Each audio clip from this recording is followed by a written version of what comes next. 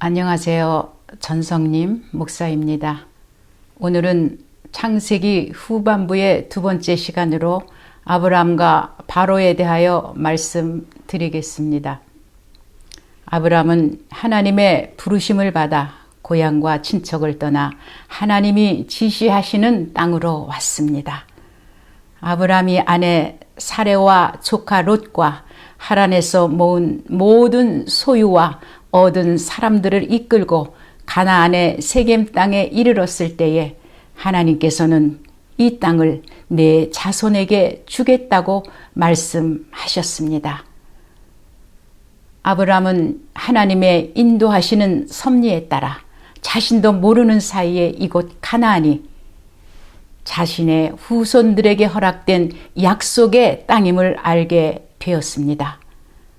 아브람은 감사하여 하나님께 제단을 쌓았습니다.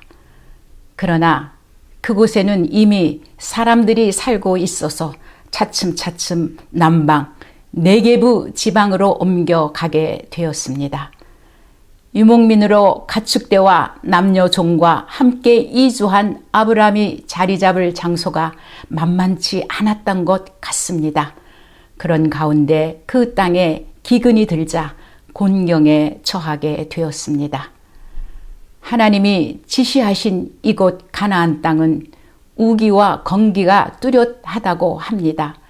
10월에서 11월 사이에 집중적으로 비가 오는데 이때에 비가 적게 오면 그 다음 해에 기근이 든다고 합니다.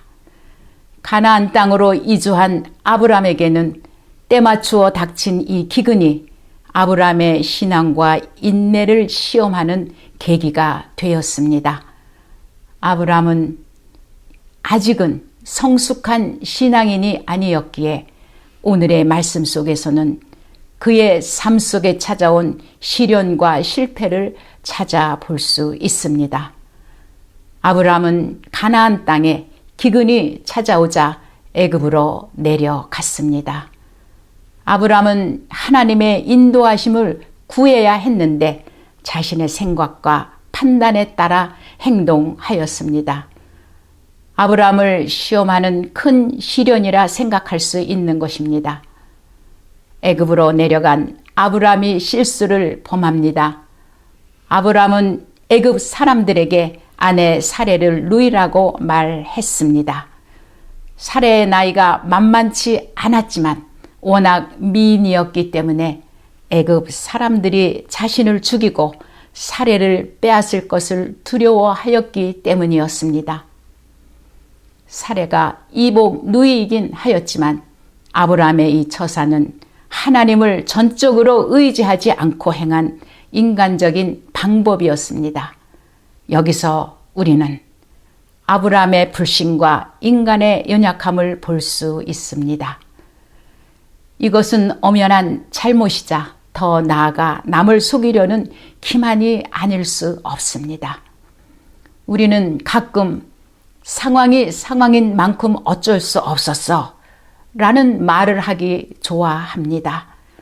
그가 지금까지 자신을 인도하신 하나님의 권능의 손길을 신실히 믿었더라면 이러한 부질없는 염려는 하지 않았을 것입니다.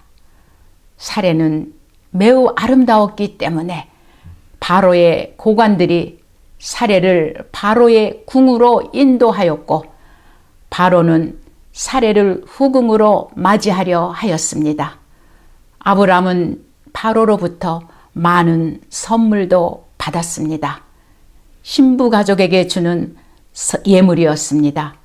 그러나 사레는 장차 약속의 자녀를 낳을 열국의 어미였으므로 하나님께서는 바로의 집에 큰 재앙을 내리심으로 사레를 보호하셨습니다. 메시아가 이 후손의 계통에서 탄생하셔야 했기에 하나님은 그들을 보호하신 것입니다. 바로는 사레가 아브람의 아내인 것을 알았을 때에 아브람을 불러 그의 거짓과 불성실에 대한 책망을 한 후에 그의 소유와 함께 아브람을 쫓아내었습니다. 그렇지만 하나님께서는 아브라함의 그러한 모습에도 불구하고 그의 여정을 선하게 인도하셨습니다. 아브라함은 하나님의 은혜로 다시금 그의 모든 소유를 이끌고 네게브를 거쳐 베델과 아이 부근으로 올라갑니다. 아브라함이 하나님을 따랐을 때 매일의 삶을 위한 인도와 힘을 하나님에게서 다시 찾을 수 있었을 것입니다. 오늘의 말씀 속에서 믿는 자의 조상 아브라함도 죄와 결점을 지닌 인간인 것을 보여주고 있습니다. 그럼에도 불구하고 하나님은 그를 약속의 땅으로 또다시 인도하고 계신 것은 하나님의 신실하심과 사랑 때문인데, 오늘날에도 하나님께서는 낮고 천한 우리를 택하사 선한 길로 인도하고 계신 것입니다. 우리의 삶 속에서도 앞으로도 뒤로도 움직일 수 없는 어려움을 경험할 때가 있을 것입니다.